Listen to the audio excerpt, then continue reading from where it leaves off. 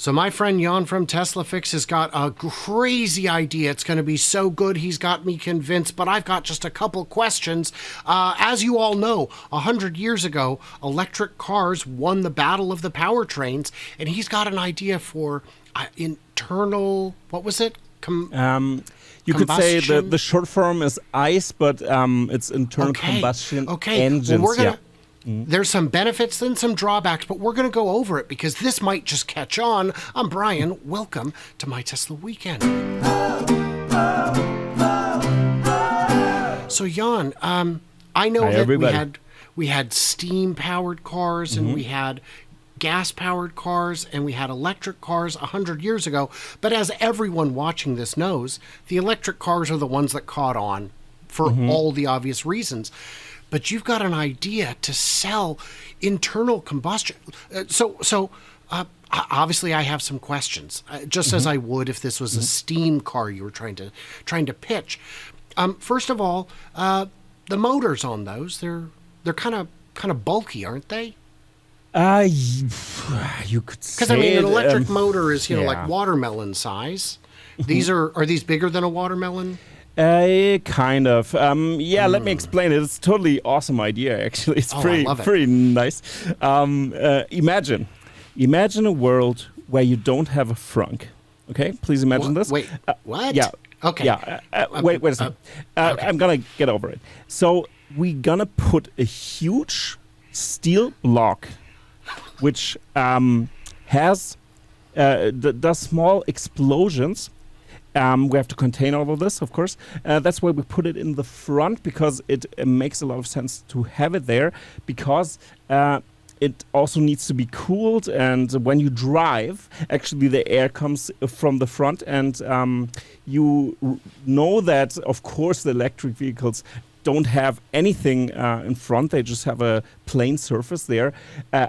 Our idea was to break this open, actually, drill some holes inside of that, and call it. You also are a fan of barbecuing, right? Yeah, so, of course. And that means we're gonna put it's kind of like a grill, actually, like where you grill your sausages, and you put the grill in front so it gets air, and this could be a pretty nice design also that we could build out even more, and that's how they we cool this explosions that need to be contained in the front of the car. Well, so I guess it's a good idea to call it a grill, because I imagine that you're going to have a lot of waste heat here. But wouldn't that break up the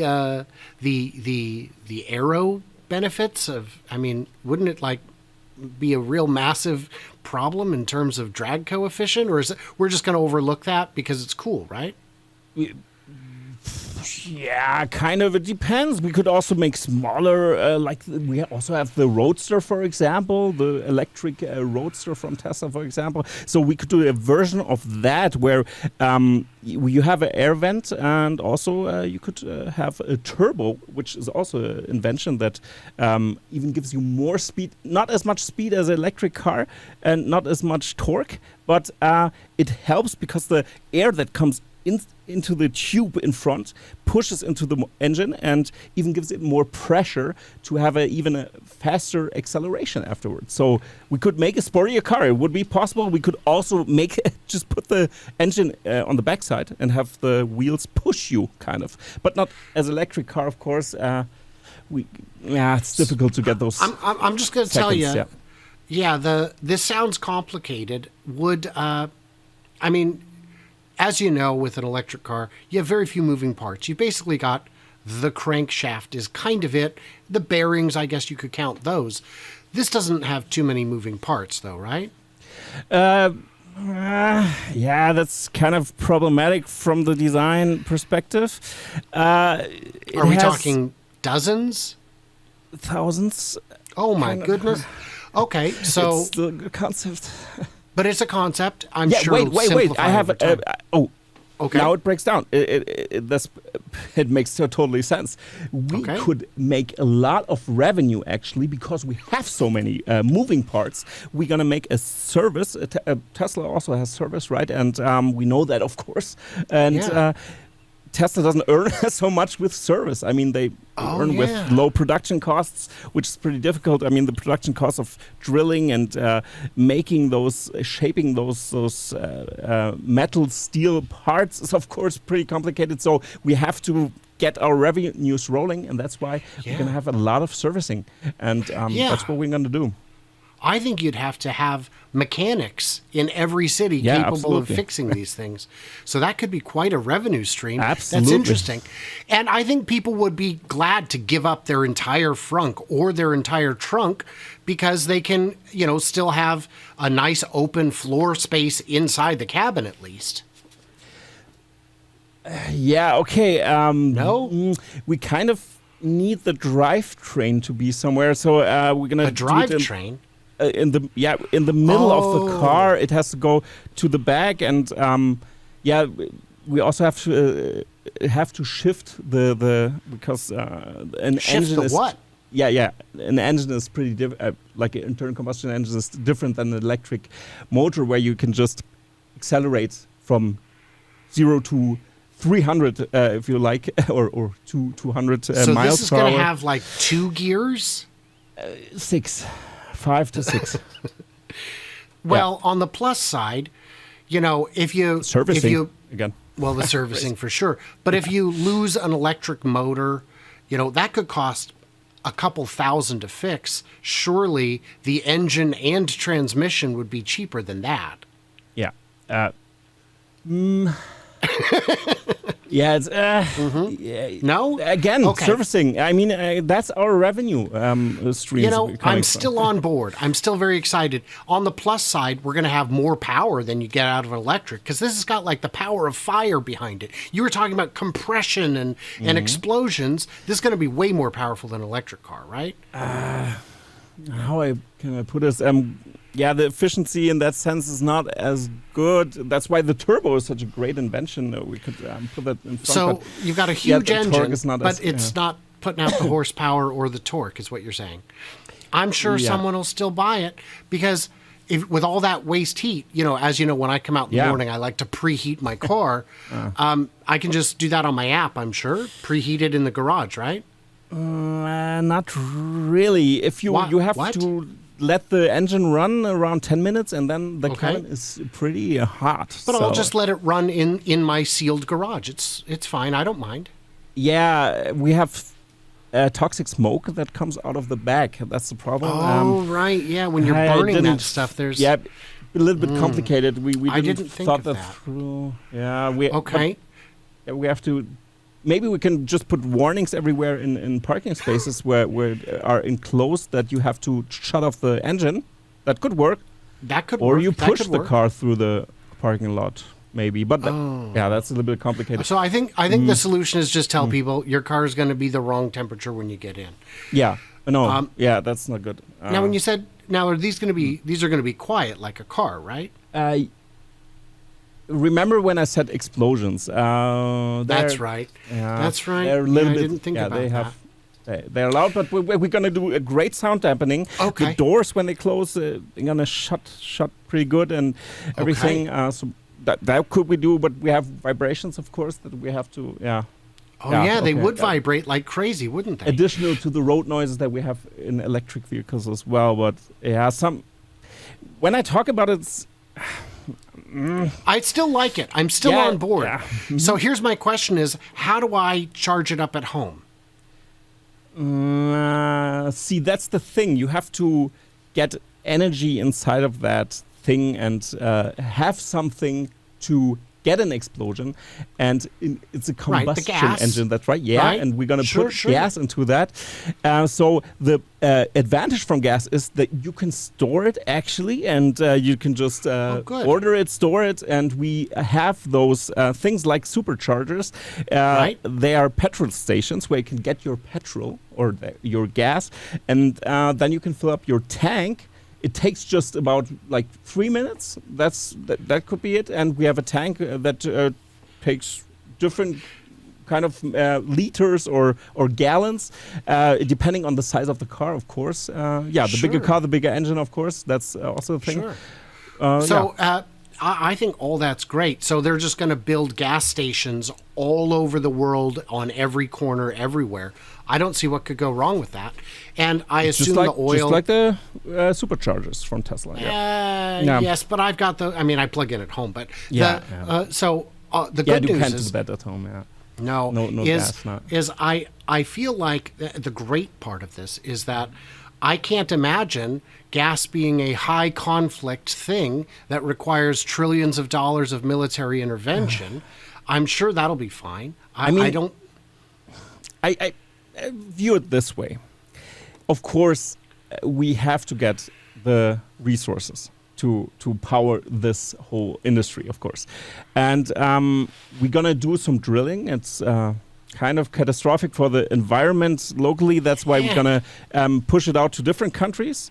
And my plan is that this is such a strategic, important thing that the industrial military complex could grow also because we have to have more conflicts to actually get to this resource or secure this resource, because I think when we roll this out globally, some people will really want those want to have their hands on this resource, of course. And since it's so polluting, we're gonna get this refinery going in Nigeria, for example. It's near lakes, but we don't really care. So it's okay not my because lake. it's not. Yeah, it's not on the land. And also in the U.S., we have some parts of the land where we could actually drill and get oil out of the ground. And but most of the parts gonna be outsourced to different countries, you could say. Outsourced to people who really need, who don't mind lakes with a nice sheen to them. So I think all that's pretty good. It's toxic. That's the problem. It is toxic. I have to and get over the notes again a little bit. and sure, but hey, these things happen apparently acceptably. Apparently, and it's not like all these gas stations are going to need environmental permits because they leak underground into my drinking water. I'm sure that won't happen. Probably. Some test facilities already did, but we got to fix that. Of course, we have definitely. Hey, give it 100 years. I'm sure those leaks will be gone just fine. And for that matter, I wouldn't even worry. I'm sure that the technology will be fine to keep these cars from being, more than 20 times as likely to burn as an electric car. Yeah, see, that's a problem, or not a problem. Maybe it's a feature. When you have a crash, then sometimes it burns. What? It's pretty inflammable. That's why we contain it in these tanks. But we also we could do even hydrogen would be an option. I mean, it's a little bit different to gasoline, but hey, or diesel, we could. But it's also, also terrible. So I like it. It can explode actually under big pressure, but right, it's these things happen. It's an option. That's true. Oxygen is vital to life. Hydrogen mixes with oxygen, also vital. I mean, it's water. What's wrong? So I think I'm in. I think the fact that there's a big, noisy, shaky, failure-prone, giant furnace inside my car that ruins my aero drag, makes sure I don't have proper stability control, even though it tries, and emits poison gas at best or toxic chemicals just as likely. I think that is a small price to pay to have less horsepower, less torque, and a worse experience. And just think, how else am I going to get to know my local mechanic? Yeah, and one feature you've missed out on, Brian. Oh, please. Imagine the sound of the engine could be a feature. Think about it. The sound, rum, when it rooms up when you press the acceleration. And and of course the quarter-mile race is a little bit different there. Maybe we shouldn't let electric vehicles compete with internal combustion for engine sure. cars. It's a little bit a disadvantage, kind of. It's not good No. for the PR, No. but the sound is cool. I mean, we could Yeah. think about that. I mean, And for people who are racing in the neighborhood in the middle of the night, they really want people to know how cool they that's are, cool. and this will help them. So I just don't see a downside, and I'm sure that just like electric batteries that last, 1 million to 4 million miles, I'm sure the engine and transmission, I'm sure that they will also last 4 million miles. So you know what? I'm in.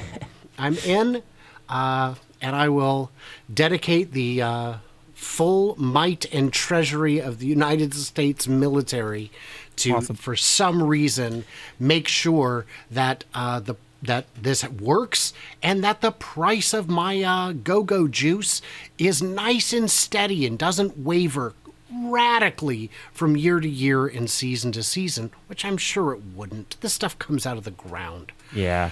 I mean, it's water comes out of the ground, oil comes out of the ground. It's all natural, you could say. What's the difference? Yeah, the sun comes from the sky, the oil Yeah. comes from, I assume, hell? I don't know what's down there. I've never dug far enough to find out, but that and the sounds right to me. And also the good thing is renewables. I mean, their efficiency is totally horrible. Only 20% solar. Come on, guys. We could have that directly from the explosion. Of course, that's why we could do also plants, like electric plants that run on oil, for example. That's the next thing we're gonna think about that, and this could also make kind of sense, but Sure. renewables already built out, so we're gonna have Well, don't worry. lot of all the investors, plants, yeah. all the plants downstream will be fueled with oil. That's going to happen. A promise. Yeah, So awesome. Jan, everybody, Jan from Tesla Fix, proving once again that Germans, when they're funny, are very funny. This is about a lot of fun. And guys, what is your favorite benefit of this new internal combustion terrible idea? I got to hear in the comments, what did we miss? What did we misunderstand? Leave it for us. Check him out. He does great interviews with great people and also me, and we have fun when we hang out. Jan, a pleasure as always.